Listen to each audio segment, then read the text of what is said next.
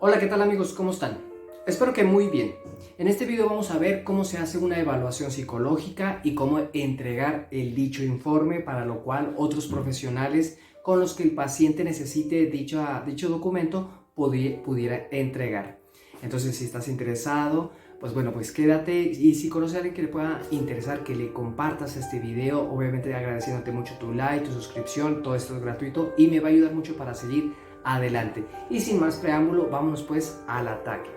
Bien, ¿cómo se hace una evaluación psicológica?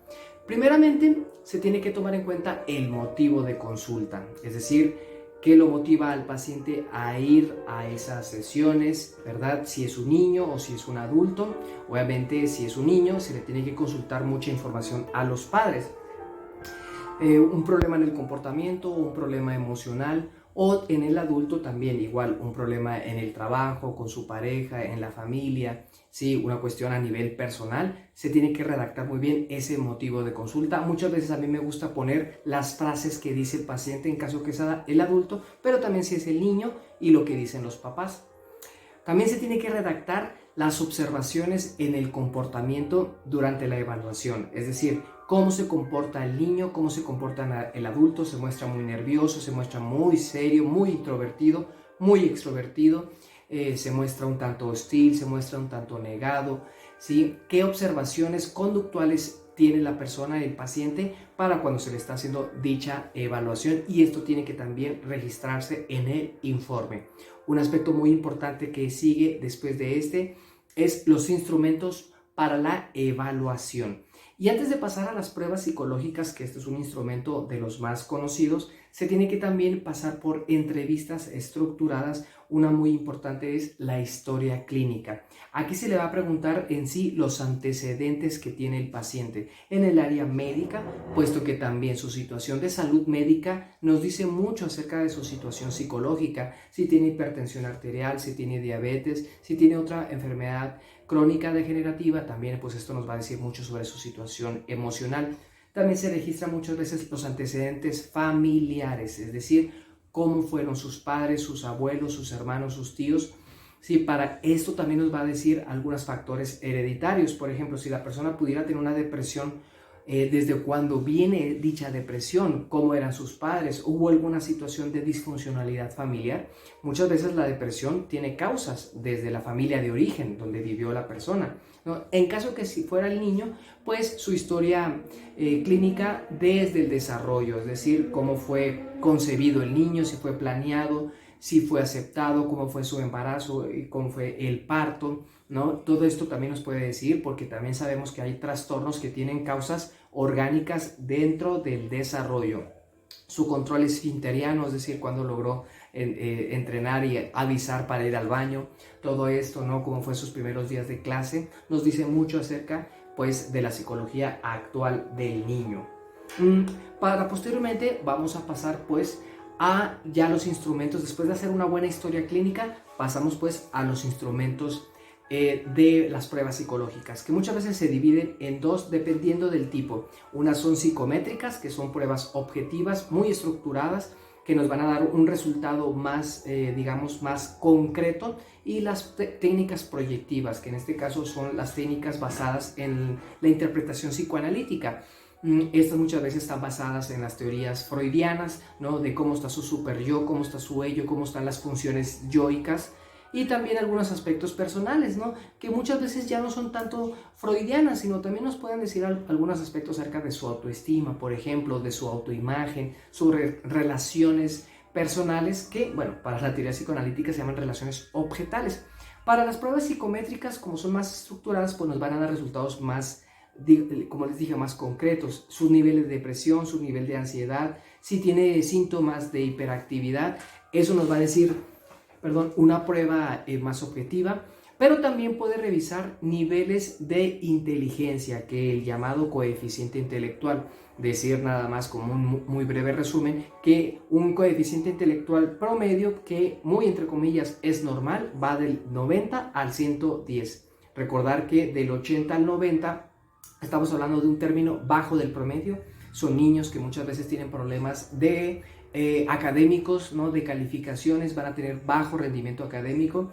Pero bueno, vamos a irnos más hacia abajo. Si es del 80 al 70, estamos hablando de un rango límite. Límite con el retraso mental. Estos niños van a necesitar maestro de apoyo, van a necesitar muchas veces terapeutas de lenguaje y de aprendizaje, un apoyo muchas veces fuera de la escuela, para posteriormente pasar a las personas o niños que tienen un coeficiente intelectual por debajo del 60. Estamos hablando de niños que ya tienen un retraso o también llamada discapacidad intelectual.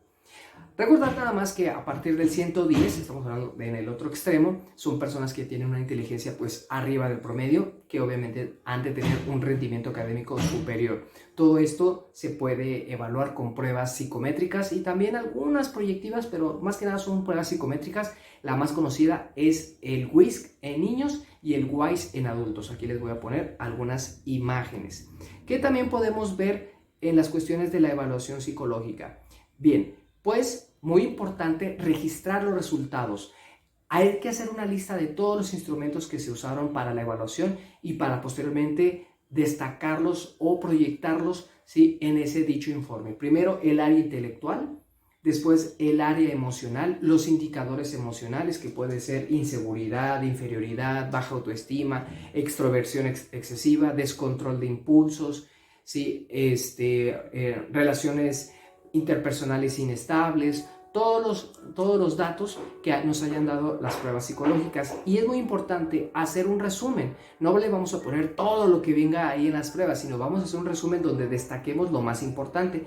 Y sobre todo, dos cosas muy importantes: hacérselo ver al paciente de una manera entendible, no usar tantos tecnicismos que no pueda entender. Si es por un colega, ¿no?, si le vamos a dar un informe a otro psicólogo, pues bueno, ahí sí podríamos usar ciertos conceptos teóricos, pero no abusar de ellos, sobre todo si es para un maestro, si es para un padre de familia o si es para la propia persona porque ya es un adulto, ¿no? Entonces, ahí dar los resultados. Y otro criterio muy importante es siempre ser éticos, es decir, estamos entregando una información confidencial y muy sensible para el paciente. Entonces tenemos que ser humanitarios a la manera de decirlos y no tener juicios de valor, porque esto puede afectar pues la integridad de la propia persona. Igualmente, si es entregada para un padre de familia, pues obviamente estamos hablando de su propio hijo, así que tenemos que tener mucho cuidado, ¿no les parece? Bien, el siguiente apartado en la evaluación psicológica es las conclusiones, o más bien la impresión diagnóstica o ya el diagnóstico.